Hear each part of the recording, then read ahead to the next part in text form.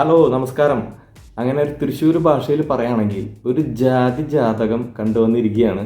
സിനിമയെക്കുറിച്ച് പറയുകയാണെങ്കിൽ ഒരു ഫുൾ മസാല എന്താ പറയുക ഫൺ മൂവി എന്ന് പറയാൻ വേണമെങ്കിൽ ഫുള്ളി കോമഡി എൻ്റർടൈനറാണ്. ഒരു സ്പൂഫ് സിനിമ എന്നൊക്കെ വേണമെങ്കിൽ പറയാൻ പറ്റും.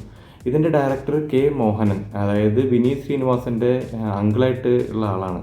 പുള്ളിയുടെ മുൻപത്തെ സിനിമകൾ എന്ന് പറഞ്ഞാൽ ഫുൾ ഫീൽ ഗുഡ് മൂവീസാണ്. അതായത് കഥ പറയുമ്പോൾ, മാണിക്യക്കല്ല്, അരവിന്ദിൻ്റെ അതിഥികൾ എന്ന് പറഞ്ഞ എല്ലാ ഫീൽ ഗുഡ് സിനിമകളാണ്. പക്ഷേ പുള്ളി ഈ സിനിമയിൽ പുള്ളിയുടെ ഇതുവരെയുള്ള ചെയ്തു വെച്ച സിനിമകളിൽ നിന്ന് മാറ്റി ഫുള്ളൊരു കോമഡി ലൈനാണ് പുള്ളി പിടിച്ചിരിക്കുന്നത്. പടത്തിൻ്റെ സ്റ്റോറി എന്ന് പറയുന്നത് ഒരു സിമ്പിൾ ത്രെഡിനെയാണ് ഇവർ ട്രീറ്റ് ചെയ്തേക്കുന്നത്. അതായത് ഒന്നുമില്ല, 38 വയസ്സ് പ്രായമുള്ള ഒരു ചെറുപ്പക്കാരൻ പെണ്ണ് കിട്ടാതെ ജാതകത്തിൻ്റെ ഒരു ബേസൊക്കെ കാണിച്ചിട്ട് ജാതകത്തിൻ്റെ ഒരു ഇഷ്യൂ അങ്ങനത്തെ പെണ്ണ് കിട്ടാതെ നടക്കുന്നു. അങ്ങനെ ഒരു സ്റ്റോറിയാണ് സംഭവം പറഞ്ഞിരിക്കുന്നത്.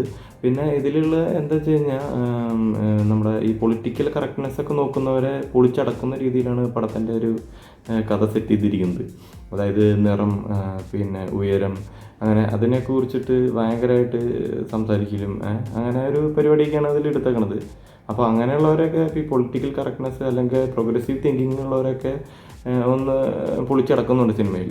ആക്ഷേപഹാസ്യമാണ് മെയിനായിട്ട് ഈ പടത്തിൻ്റെ ഒരു ഇത് ചെയ്തിരിക്കുന്നത്. ട്രീറ്റ്മെൻറ്റ് അങ്ങനെയാണ്, ആക്ഷേപഹാസ്യമാണ്. പണ്ട് നമ്മുടെ ശ്രീനിവാസൻ സിനിമകളിലൊക്കെ കണ്ടിട്ടില്ലേ? എനിക്ക് വിനീതനെ കണ്ടപ്പോൾ പണ്ടത്തെ ശ്രീനിവാസൻ സിനിമകളിൽ ചില സിനിമകളാണ് എനിക്ക് ഓർമ്മ വന്നത്.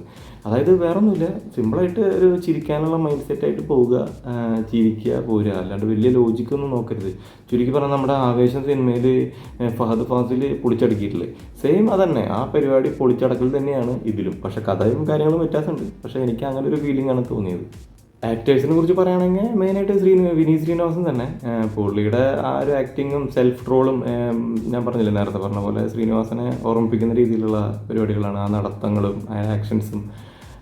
മുകുന്ദനുണ്ണി അസോസിയേറ്റ് സിനിമ കഴിഞ്ഞിട്ട് എനിക്ക് ഇത്രയും ഏറ്റവും ഇഷ്ടപ്പെട്ട സിനിമ ആയിട്ട് തോന്നിയത് എനിക്കിതാണ്. കാരണം എന്താ വെച്ച് കഴിഞ്ഞാൽ അതിൽ ഡാർക്ക് കോമഡി ആണെങ്കിൽ ഇതിൽ സെൽഫ് ട്രോളുകളും പിന്നെ ഞാൻ പറഞ്ഞ പോലുള്ള അതിന് ആ രീതിയിലുള്ള കോമഡികളും കാര്യങ്ങളും.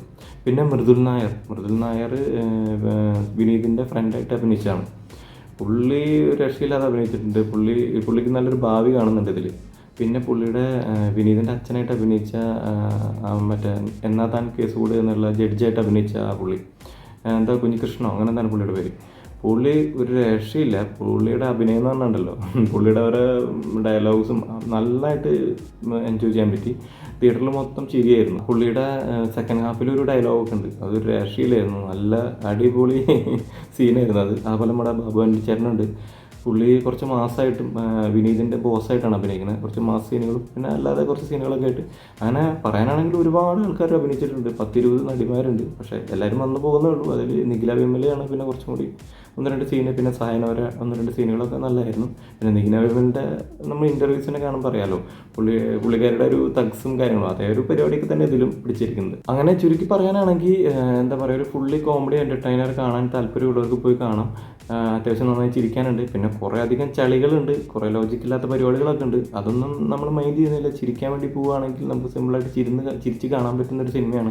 പിന്നെ ഒരു മസ്റ്റായിട്ട് തിയേറ്ററിക്കൽ വാച്ച് തന്നെ ഞാൻ അഭിപ്രായം പറയുന്നൊരു ടൈപ്പ് സിനിമയാണ്. കാരണം എല്ലാവരോടും കൂടി ഇരുന്ന് ഒരു കോമഡി സിനിമ കാണുമ്പോൾ ഉണ്ടാകുന്ന ഒരു രസമുണ്ടല്ലോ, അത് എൻ്റർടൈൻ ചെയ്യാൻ നമുക്ക് തിയേറ്ററിൽ പോയി തന്നെ സിനിമ കാണാം. പിന്നെ ഇത്രയേ ഉള്ളൂ, സിമ്പിളായിട്ടൊരു കോമഡി സിനിമ, വലിയ ലോജിക്കൊന്നും ഇല്ലാതെ ജസ്റ്റ് ഫണ്ണായിട്ടിരുന്ന് കാണുക, അങ്ങനെ ഒരു രസത്തിലിരുന്ന് കാണാം. പിന്നെ പടത്തിലെ ഈ ഒരു മെയിൻ ത്രെഡ് ഞാൻ പറഞ്ഞല്ലോ, അതിൻ്റെ ഒരു സെൻസിറ്റീവ് ടോപ്പിക്കാണ് അവർ എടുത്തിരിക്കുന്നത്. അത് അവർ മനഃപൂർവ്വം ഇതിൻ്റെ അണിയറപ്രവർത്തകർ എടുത്തത് തന്നെയാണ്. അതുകൊണ്ട് ഇതിന് 2 അഭിപ്രായം വരാം, പോസിറ്റീവായിട്ടും നെഗറ്റീവായിട്ടും അഭിപ്രായങ്ങൾ ഒരുപാട് വരാവുന്ന ഒരു സിനിമയാണ്. പ്രത്യേകിച്ച് OTT ഇറങ്ങുമ്പോൾ എന്തായാലും ഉറപ്പാണ് നല്ലൊരു റോസ്റ്റ് ഇതിന് പ്രതീക്ഷിക്കുന്നുണ്ട്. പക്ഷേ എനിക്ക് പേഴ്സണലി പടം ഇഷ്ടപ്പെട്ടു. വലിയ ലോജിക്കൊന്നും ഇല്ലാതെ നല്ലൊരു ഫൺ മൂവി കാണാം. അങ്ങനെ അപ്പോൾ നിങ്ങൾ പടം കണ്ടവരാണെങ്കിൽ അഭിപ്രായം പറയണം. അപ്പോൾ ഓക്കെ, അടുത്ത വീഡിയോയിൽ കാണാം. ബൈ.